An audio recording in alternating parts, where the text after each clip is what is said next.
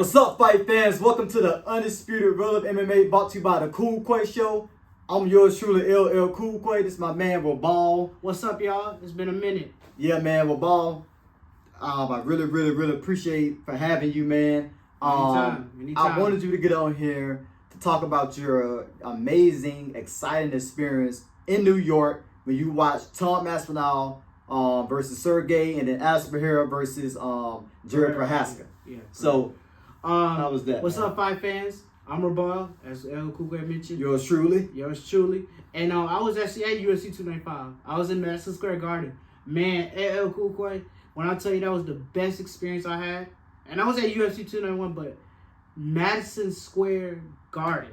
Like, all the legends been at. Man. All the legends, and the excitement was fire.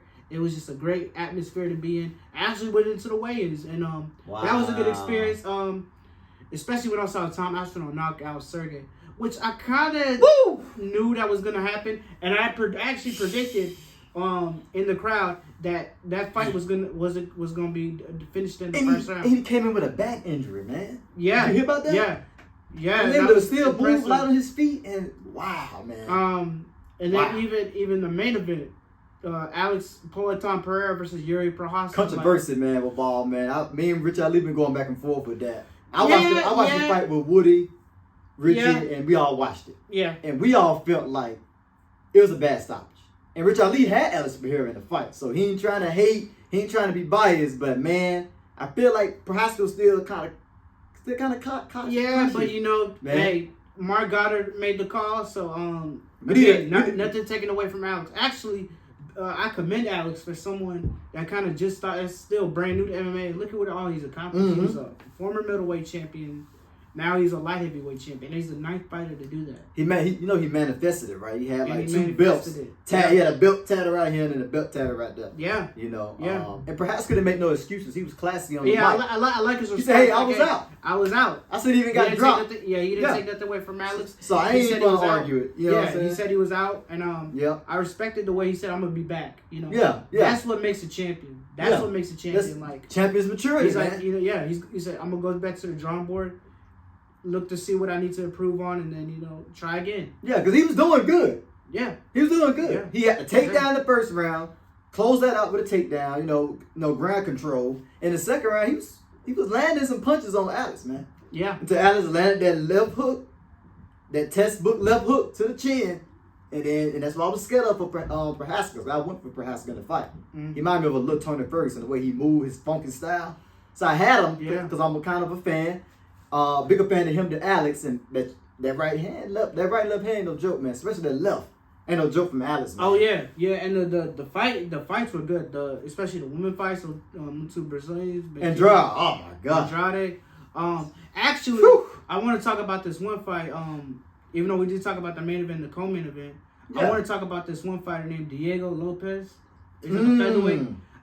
That young man right there is going to be a prospect. He'll prospect. Matter of fact, I'm gonna go on the limb and say I could see him being a contender. A dangerous I could contender too. for the featherweight title. I ain't gonna fight you guy, on that, man. I've seen him fight. That guy can. Man. Yeah. He's got all the tools. He's a prospect, man. He was too smooth. He's a prospect. Too smooth, man. He's a prospect, man. How was the crowd when Tom Aspinall got the knockout? They went crazy. I ain't expecting to not circle like that. He had some diehard fans. He actually had some diehard fans. They was from London. They had the British flag. Oh really? Oh man. I know Michael Bisping was happy. Michael Bisping, like a proud father. Like Tom Aspinall is a great story. When I was watching the countdown of the weigh-ins. Oh yeah, we watched it. Yeah. He actually thought about giving up MMA because he was winning so much that they really couldn't give him any fights.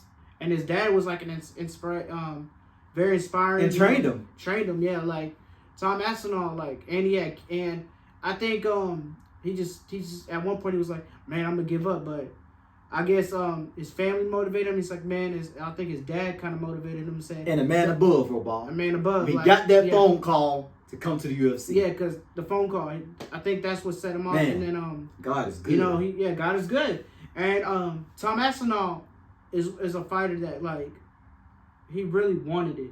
You could tell he really wanted it. For a heavyweight, he moves a lot faster. Yeah, man. You know, and he won. The better man won. Good head movement, man. The head movement. Light. And he has great jiu-jitsu. You don't see a lot of English, a lot of British fighters with his type of jiu-jitsu. So he's very well rounded. Mm-hmm. And nothing to take away from Sergey. Sergey is a hard hitter, but Tom Aspinall. He's on like a five fight winning streak, all knockouts. You know what I'm saying? All finishes. What I would like to see Tom Aspinall, I kind of want to see him later down the line to rematch Curtis Blades. I told you that. There was one podcast we did with Ball, and I told you that. That's what I wanted to see from him. Yeah. Remember? And I still want to see it. Yeah. I feel like he can beat him. I had Tom winning that fight. Overall, the event was great, and I can't wait to go back next year, man. I should document it. But fight fans, that was the best experience to have at UFC 295 in Manhattan. I know you did, man. I heard the TV. Yeah. We was at the bar watching the fight. Amazing. Yeah. Exactly. We heard them all on the TV screen. Yeah. They was loud. Yeah. Oh, and then they just real cool people, man. Down to earth. Yeah, and I got this UFC shirt. I really wanted to get those little chains. That's done fine, man. Yeah. He got my favorite color, y'all. The green and the green. 30 years. And they go with a lot of stuff. 30 years. 30 years. 2023. Woo! UFC started in 1993. Time. And look how exponentially it's grown since then. Man, almost bigger than boxing. Yeah. Arguably, that's what a lot of people say, man. And then, you know what I'm saying? So we have 3 fights coming up. So no, Ball. Before we get to that, who do you want to see next, man? Tom Aspinall and Stipe, or Stipe and John Jones. Stipe is old, on the wrong side of 41 years old. Good question. Limping into the arena. I know you use that loud, Ball. I know you seen Stipe limping into the arena, chewing that. I didn't see that. Bubble gum. Let me put and I love Stipe. I'm I'm a big Stipe fan. But I do not want to see Stipe versus Jones. It's getting old. I want to see the young prospect Tom Aspinall versus John Jones. Man. Yeah, and they've been bickering back and forth. And but you know what? If because we're gonna sit around and wait for Jones' injury for him to recover 8 months, right? Tom Aspinall with no fight. Off the bone. Yeah, so you have to wait for him. Stipe gotta wait for him, and then it's just like, honestly, come on, man, let's get the ball rolling. Honestly, and I'm gonna say this. I think Tom should get it because he did earn it, but at the same time, Stipe to go. I would say this: have Stipe fight, go up against Tom, so then that way if Tom does beat him, there's no shadow of a doubt that Tom is the 3-fight winning streak. Yeah. So I would put Tom and Stipe up against each other if I was the matchmaker. You need to be with Ball the way you're talking. Yeah, Rob Scholar. That's because, again, nothing. Tom Aspinall is the interim heavyweight champion, but at the same time, I would like him to see it go up against Stipe. That just to kind of see who's the true contender. Yeah, yeah. Which makes sense for them to stay active since John Jones gonna be out probably late next year. We talking about August, September. That injury was that's a serious injury. So, John Jones can't hit the benches and work out like he really want to as a heavyweight with that type of injury. You can't.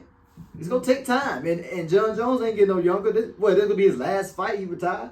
He'll go into the sunset after the Stipe fight. Well, he's done a lot.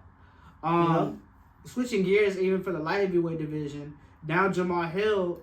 You seen him in the crowd? Yeah. He's like, I'm ready, boy. I'm ready. I'm the real crown, man. What's up? What I want to see for the light heavyweight division in the future is I don't want to see at a point where I don't know if all you fight fans remember when there was a point where the light heavyweight title kind of switched hands a lot from one fighter to the next. Yeah. I kind of want to see one fighter defend it.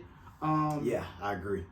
It's kind of like you remember when I guess John Jones kept not John Jones. He don't count when Rashad Evans won it. Yeah. Then Lyoto won it.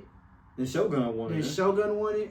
And then John Jones won. Then John Jones was the champion. So he got a lot of years, right? Yeah. And then Daniel Cormier won it, and then he ended up relinquishing it. He moved up. Yeah. So I want to see I don't want it to be like a hot potato where it goes. I don't either, man. They get so annoying. Yeah. But Jamal Hill and Alex. How you feel about that little Jamal Hill matchup with Alex though? What's the fight? Are you excited for that? Yeah, I'm very excited. Yeah. I could see it more so. Again, not to take away from Alex. I still think he has a lot to improve, especially on his cardio, because in that first round with ground game. Yeah, You're not even, you know, you ain't no high level wrestler or nothing like that. No, but he's able to he can control improve him. on his offensive wrestling. On his offensive wrestling. Yeah, and his defensive. He wrestling. need to. But Jamal, he ain't taking nobody down. He just want to swing and bang. So. But you never know. Jamal Hill, he did have good takedown defense. Really good. You see him transition from the bottom. Did you do a fight version of that video? Yeah. He transitioned from the bottom of Glover and just flipped him over. Yeah. And then this guy is so strong. We'll see it and wow. Yeah. So that's what I want to see with the fights. I would kind of gear if Tom Aspinall. I feel like Tom Aspinall will give John Jones a run for his money. Oh, most definitely. Never know. Yeah. He's fast. He's quick. And he's fast. Good wrestling defense. Good jiu-jitsu. Good cardio. Good hip. Good now boxing. We're talking about Jamal Hill and Poatan Alex Pereira. I kind of, in the striking aspect, I could see Alex getting being the better striker. He's more precise. Yeah. But I could see Jamal Hill edging out decision win. So I'm probably gonna go with Alex. Okay. For now. It ain't the right or wrong pick. It might change. It ain't the right or wrong pick for that fight, man. Yeah. And he wanted revenge from Glover. You know that. Yeah. His coach. Yeah. He did. He actually got revenge. Now he beat Yuri. Yeah. So he got one more. Yeah. One more head. Yeah, he do. One more out. Yeah, and great by Alex for a guy that's still relatively new in MMA. Say it. I'd absolutely love it. No man alive. Oh no. No, I'd love that fight. I'd absolutely love it. No disrespect to John Jones. He's one of my favourite fighters ever. But I think I can beat him. Honestly, I hand on heart think I can beat him. I just beat that guy on 2 weeks' notice, and I didn't even have a training camp, so I could beat John Jones, yeah, for sure. And it sounds like you had a bad back on there as well. I had a bad back. Undisputed World of MMA. Make sure you like, subscribe, and don't forget to give us that super thanks. Hit that heart at the bottom. Show them some love because we love you all day, every day. We the people for the people, baby. Undisputed World. Let's go.